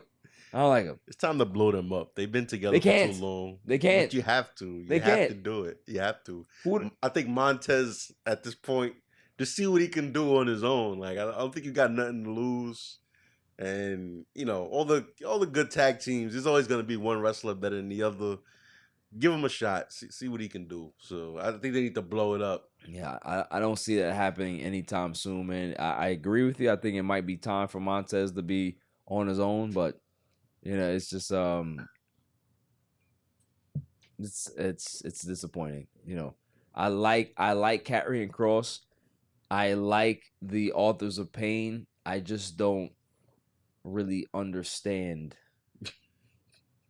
what they are, right? Like, who's the leader? What's going on? Are they muscle? Are they gonna be this tag team force? Like you have Paul Ellering there. Like, what is the fucking deal? You know what I'm saying? Yeah. But I also see them going over in this match. I think the Final Testament will win. It's only right for them to win. They don't need I was gonna call them the Street Profits. The Pride. It's fucking stupid to win this match. So yeah, moving on. So is that all we got? That is all we got, buddy. And then now we gotta talk about the main event. Gotta do it. Finish the story. Cody Rhodes, Roman Reigns, Part 2, Night 2, WrestleMania 40. Who y'all got? I want who y'all got in regards to winning, and I want to know why and how they get there. Chris, go. I got Cody Rhodes winning. Okay. Because if he doesn't win, I don't want to hear about this at WrestleMania 41. Get a different author for your story if that doesn't happen. So I think he wins. It's Bloodline rules, but it's Avengers Endgame. So everybody that the Bloodline screwed over, they're going to get involved. John Cena, Seth Rollins he's gonna get involved somehow. Jey Uso. I think just for the hell of it, Stone Cold is gonna get involved, you know, because what else is he doing, you know? So I think it's gonna be Night 2 is gonna be that main event is gonna be amazing. So I got Cody Rhodes, finish the story. If not now, never. So Cody Rhodes for the win. Respect. Claw? Same. No variations to your particular match layout? I love what he does. He's a really great guy at what he does, and he knows what he's talking about. So he got my vote. I think that Cody's gonna go over, of course. I think Roman has been on decline. Probably needs some time to reheal. And I definitely feel like the usual attacks and tactics like they use isn't gonna work. And I'm pretty sure The Rock counters. Okay. I also believe that Cody Rhodes will win. However, how we get there is completely different than what you guys think. I believe, Chris, I've said this to you off pod, that the match is going to go back and forth. Cody is going to have the crowd behind him. All of a sudden, Jimmy comes out, Solo comes out, Paul Heyman's already there, and now they're starting to cause ruckus, right? Cody's fighting them off. Roman is putting Superman punches on Cody. Probably hit him with a spear, near fall. And here's where it gets dicey. You got Seth Rollins that comes down. You got Jey Uso that comes down to try to help. You have some other guys that try to help, right? So now there's this Donnybrook happening outside of the ring. And they end up fighting to the back, which leaves Cody, Roman Reigns, Jimmy, Solo, and Paul Heyman. Right? Did I mention The Rock? I did, right? There's Rock too. Rock will be there. Rock ends up calling off the dogs. So Jimmy and Solo are there. Solo ends up trying to come to the ring, and Rock kind of does one of these. And Solo starts to retreat back up. Roman is looking at him like what the hell is going on here? And Paul Heyman starts crying. And he starts saying, I'm sorry, my tribal chief. I'm sorry. This was not the plan. But I have to go this way. And, the ref obviously the ref might be down at this point. Cody finds a way to maybe get the title. I don't know if Rock hits Roman with the title or Paul Heyman gives Rock the title and that's what happens. Cody wins the championship and finishes his story. But we also get the extended storyline of the Bloodline, where it's now Bloodline family against Bloodline family, but the family is split. So The Rock has Solo, he has Jimmy, he has Paul. You know, maybe he calls up somebody else, but Roman ends up getting Jacob Fatu, Tama Tonga. He ends up getting some other guys that are on his side. And now you have Bloodline versus Bloodline at SummerSlam. Winner is the head of the table.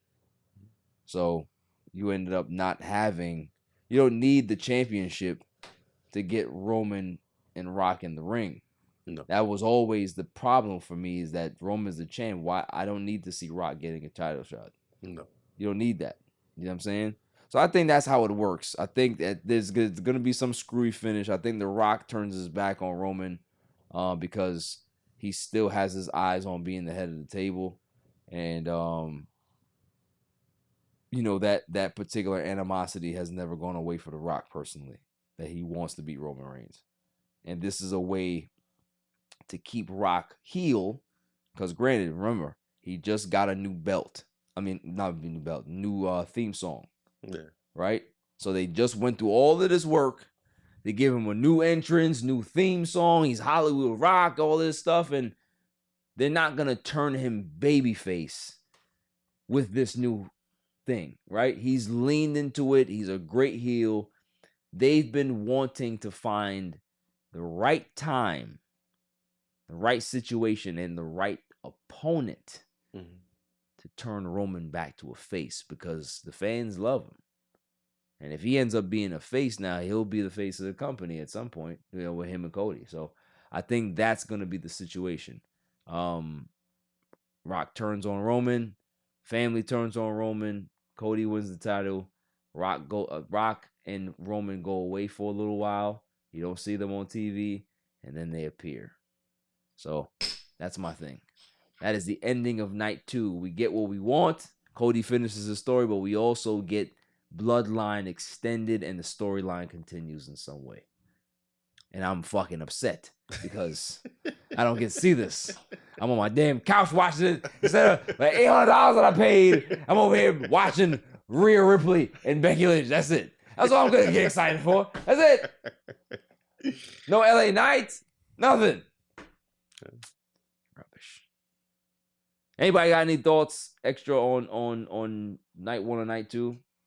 I just had a quick question. Yes. Was there ever, I mean, the way that they took this Bloodline storyline, they got so much out of it. Like, yes, they did. Just when you think it's about to end, they invigorate more life into it. They drag you right back in. I mean, this has got to be the longest storyline in WWE history. It has to be. It's one of them. It's definitely one of them, man. It's definitely up there. But listen, they're so the reason why they can continue to do this the way they're doing it is because of the bloodline of the actual the Anoa'i family. Like, there's so many different layers to this, right?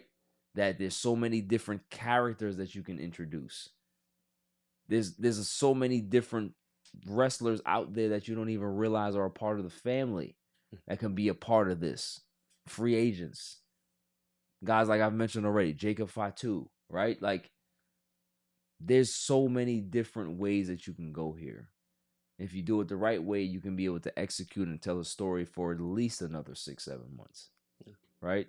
Now, granted, you know, they have to find out what the pulse is and see how bored people are and not getting invested in a certain storyline. But if they can be able to keep it going, yeah, keep it going. Fuck it. Why not? You had some rapid fire for me, sir.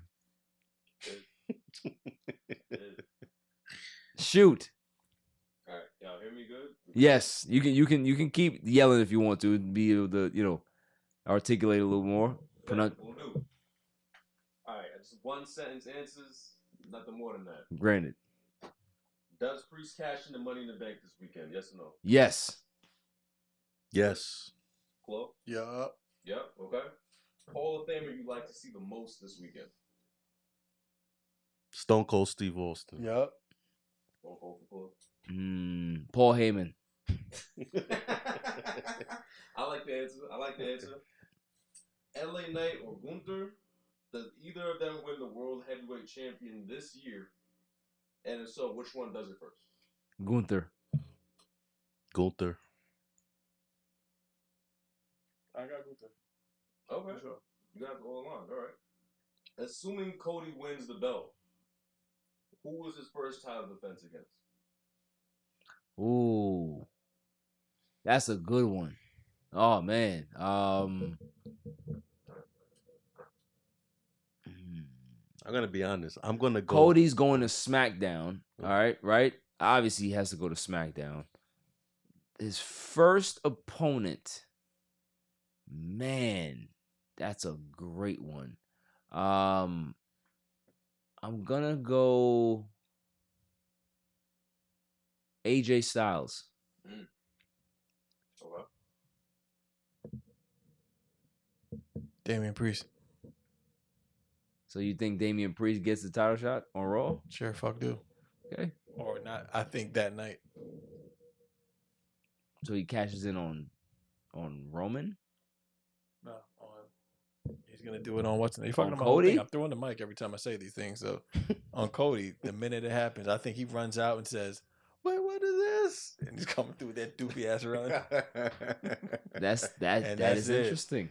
Technically, the story should be finished, but we bypassing all that shit. Wow, that's interesting. I think it's Seth Rollins, and for this reason, Seth, I do think he's gonna lose, and he's gonna say, he's gonna lose. He's gonna lose some fluky way or whatever. And he's like, Cody, where were you when I needed you to back me up? That's something that could come up, and that might be the first opponent that he has to defend that championship against. So I got Seth Rollins. I don't hate that. Okay. Last two questions. First one. If you had to pick one wrestler on the card, you think WrestleMania 40 will be their last match, who do you think it would be? WrestleMania 40 would be their last match. Rey Mysterio. Agree. It's not left. Not enough to prove. Okay. Chris?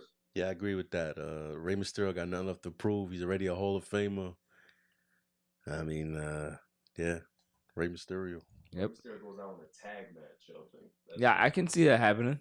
I mean, he's already faced his son at WrestleMania. Tag match is kind of like, trying to get everybody else over. He's really trying to make Escobar look great and trying to give Andrade some shine as well. It's not about him at this point. He's more of like an enhancement talent to try to get guys better. So I can see him, I can see him walking away. All right. And last question. Early WrestleMania 41 predictions. Who do you think will be in the main event for next year? Wow. Cody Rhodes. We get the match that we wanted from day one. Punk Cody. Cody, hell yeah. Punk Cody? Punk Yeah, Cody. I thought we wanted Punk Seth. Yeah, that's okay. Yeah. But I would like to see Punk Cody as well. We didn't get it in AEW. I would love to see it in WWE. Okay. All right. So That was good. I like fine. that. I like that. Yeah, let me ask you something. Yes. Gotta tell me the truth. Yes. My man, right? Yes. All right. You got your outfit laid out on the bed already? No, not yet. Yeah, your shit is iron and you about to sleep under it. With your sneakers Yo, going listen, your sneakers going like this. I'll tell you a story real quick. I was literally gonna go somewhere and get like a hoodie airbrushed and have like fresh. Me and my fiance were gonna be matching. But now the fact that I realized that night water is gonna be garbage, I'm not doing it no more. I'm not doing it no more. I'm not doing it. Fuck that. I'm not wasting enough money. I spent enough. I spent enough. I'm writing a letter to Triple H. You need to give me some balance. You can't have all the heat on one night You can't do that. People gotta go to work the next day. You can't do that. You gotta get the heat on Saturday. Nobody work the next day. They did it because the eclipse is Monday. So Facts. So nobody's really going. Come on, man. That's it. Damn. After the break, we are going to wrap this up and want to ask some questions about WrestleMania and some other things too after the break.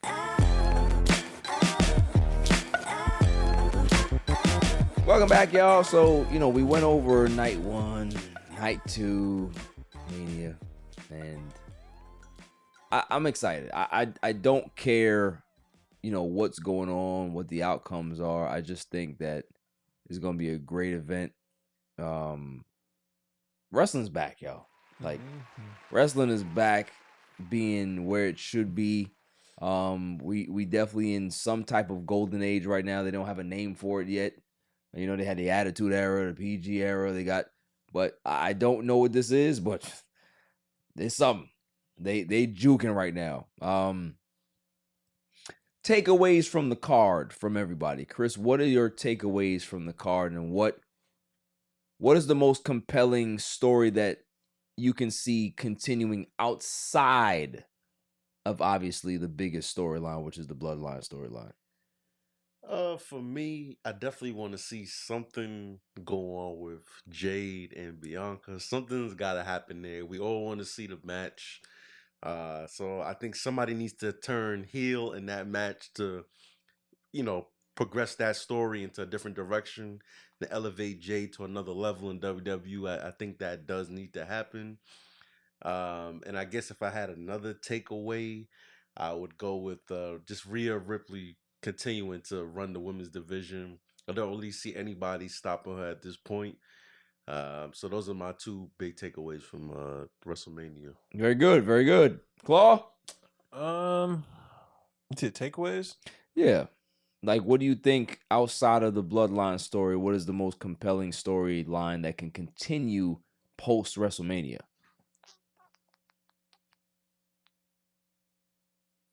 The Randy Jake Paul. Okay. I think that goes a little further. And Drew McIntyre Seth. I think that goes a little further as well. All right, granted. I'm for that. How do we feel about Paul Heyman getting into the Hall of Fame? Long overdue. Yo. Yes, sir. I'm talking about the hat with the ponytail, bro. Paulie Dangerously? Yeah, that's my man. So him with that big ass cell phone and that leather jacket. Man, and he was like 37 at that time. Like very young. Washed. He was so washed. Very young. You could like that. That's what 30-year-olds look like back then. Yo, he looks so washed, bro. Look like they were 68, bro. But him is like the amount of roles he played in this shit, man. It's incredible. Like, yeah, the fact that he can be able to kind of like, he reinvented himself. Right. Like Brock Lesnar gave him another chance to be able to. Remember, he was out of wrestling. He was out of WWE for a little while and came back. And, Brock Lesnar was his ticket back to having such a huge impact on this generation of wrestling fan. Like, when they think about heel managers, they only think about one person. It's Paul Heyman. They don't think about Bobby the Brain. They don't think about, Jim Cornette. They don't think about any of these iconic managers, Slick. They don't think about any of these guys that like were really impactful managers, but Paul Heyman comes to mind. You know what I mean? He is the ultimate just heel manager, knows how to speak, knows how to build a story. The facial expressions are just like bar none.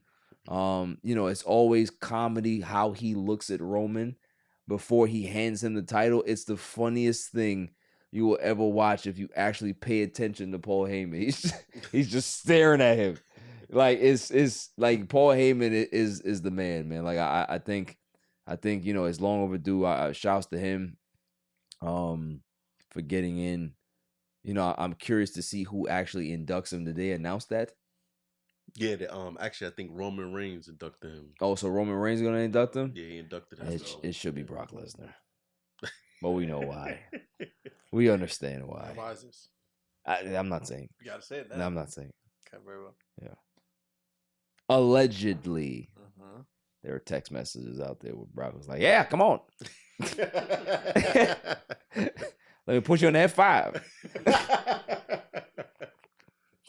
Do y'all remember he tried to come back with the submission. He had the Brock. That's lock what I'm at one saying. point. They- Yeah, he had the- You know, Brock Lock was probably something that he invented somewhere else. I'm just saying.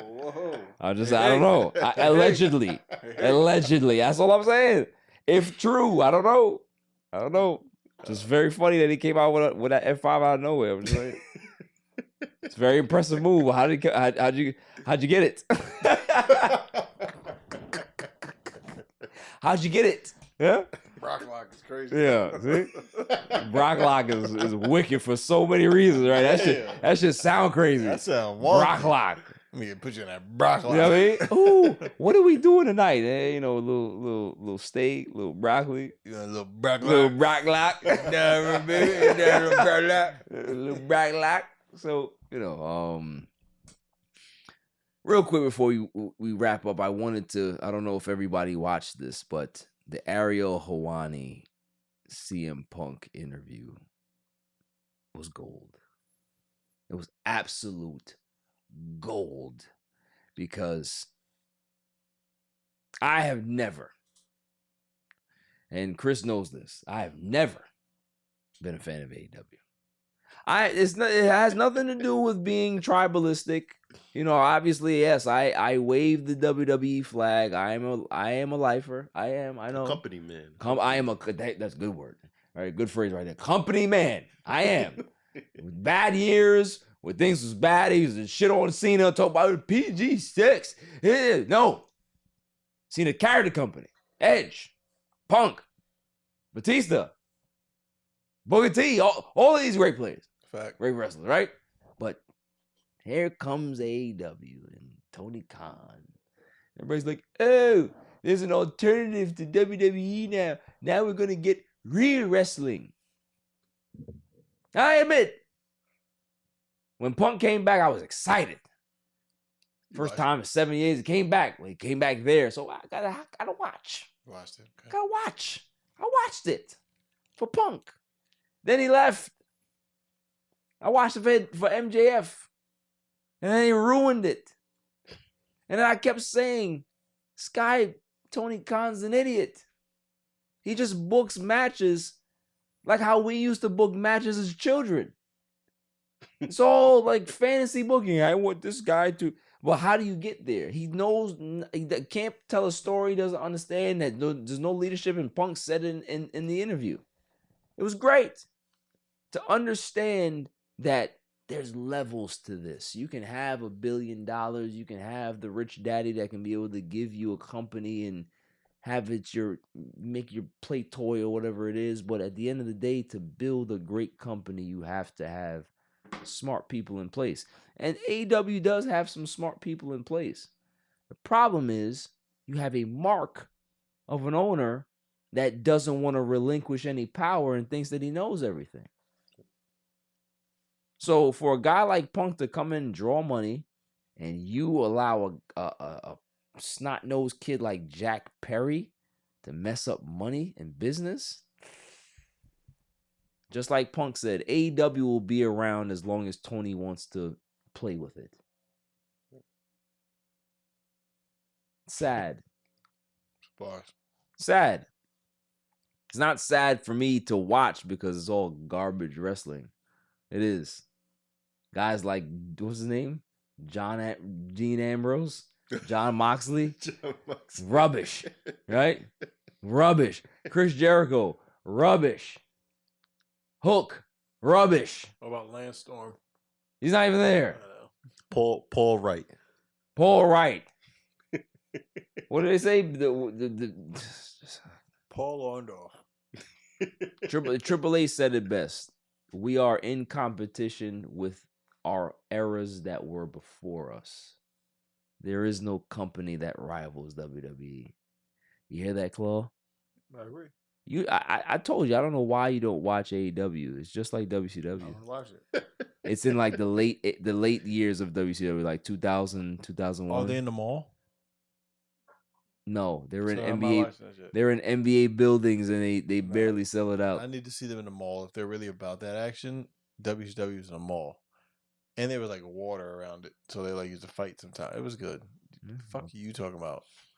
That's all I'm saying, You man. over here watching Gorilla Monsoon. What was wrong with Gorilla? Hey, what's wrong with you, man? What's wrong with Gorilla? The best. Fuck that. So, Chris, any final words about WrestleMania? And I'm very excited. This is gonna be one of the better manias I think in a while. Last year's mania was good too, but 40, you know, for those milestone numbers, they always got to take it to another level. So good to see The Rock back. And I'm just excited, man. I'm ready to get my popcorn and turn on the tube and see what's going on. So. yeah, I hope I see Stone Cold and Poncho. I hope he brings Poncho on the ATV. That'd be nice. That'd be Yo, is dope. it outside? Huh? Is it outside? Yeah, it's at the stadium. So it's outside? Yeah. It's gonna be cold, bro. No, it's not. It's gonna be nice. Why don't you just listen to me, man? The weather report is out. Mr. Fucking You want G. a conspiracy theory? This thing? Sam Champion says it's gonna be cold. Go. Listen, I've already checked the weather. I'm not listening to you. Hey, listen. They're not gonna press the weather machine button that day. Hey, okay. They're gonna do it. So you just back the hell off. They did it when the Broncos won the championship. Oh my goodness. Here we go. It was the most 60, 70 degree day, and the next day fucking poured snow. Do you understand what's going on right now with spring? With the You weather? understand what's going on right here, buddy? All right, that's it. I got your answers for you. I'm just saying. All right, You know? I just want the shirt. Kind words of the week. Stay out the fridge. Stay out the fridge. That's what you don't want. You definitely don't want to go to the fridge. Don't But go to yes, you know, there's no dummy this week because there doesn't need to be one this week. This is a celebration. WrestleMania 40. I don't care about nothing else. I don't care about no damn Braun and Son. I don't care about Diggs. I don't care about none of that stuff that we talked about earlier. It doesn't mean anything to me. Free Diddy. No. You can't say that. Hit the FCC button.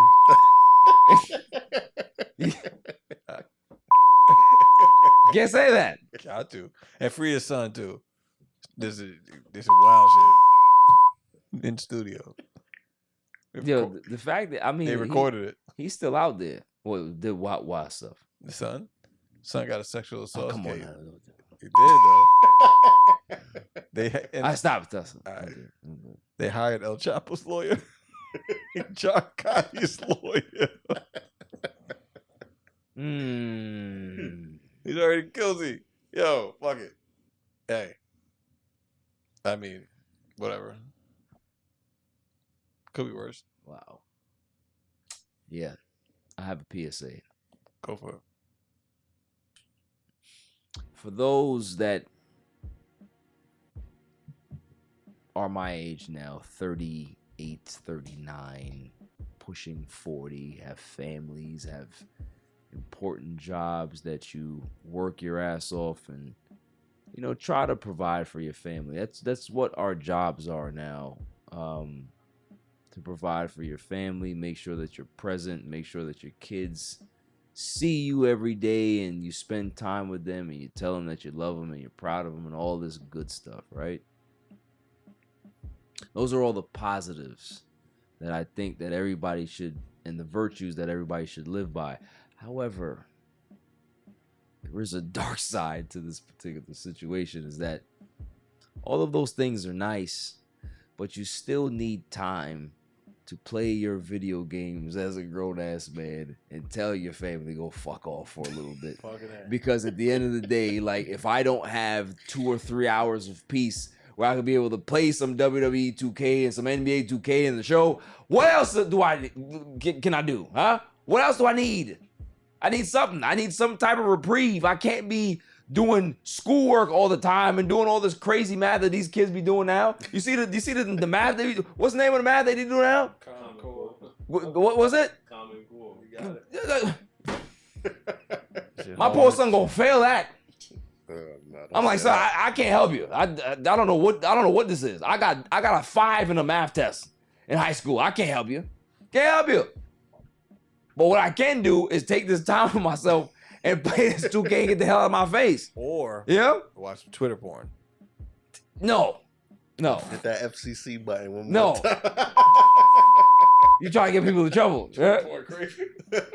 Twitter porn is nuts. Twitter porn is wild. Twitter porn is that's a dark. Once you're in the algorithm, you're in it. Like, It's a dark place. Fuck? It's crazy. It's a dark place, man. I've never gone there, and I would never go. No. Yeah, stay away, bro. That's like going into the deep realms of TikTok. You don't want to go there. You don't want to go there. Dark, bro. Yeah, it's a dark place. Dark place. But yeah, that's my thing. Like, don't lose yourself too much in your family, right? Like, have some fun by yourself. Tell them to screw off. They got their own games. They got their own stuff. Just leave me alone for a little bit. Be a kid. Play your games. We grew up in that era. We can't lose sight of that. Can't lose sight of the games that we've grown up loving and playing. Screw that. Oh, what if your wife is mad? She'll get over it. Invite her to play. Let her win. That's what they like. They like to win, right? That's all it is. That's my PSA. This is a weekend for kids that were 5 years old, that grew up watching wrestling, that fell out of love with it because of whatever reason, life happened, right? Maybe you thought that you were a little too old to watch wrestling again. No, it's not that cool. I can't have a conversation with my friends no more because they into different stuff.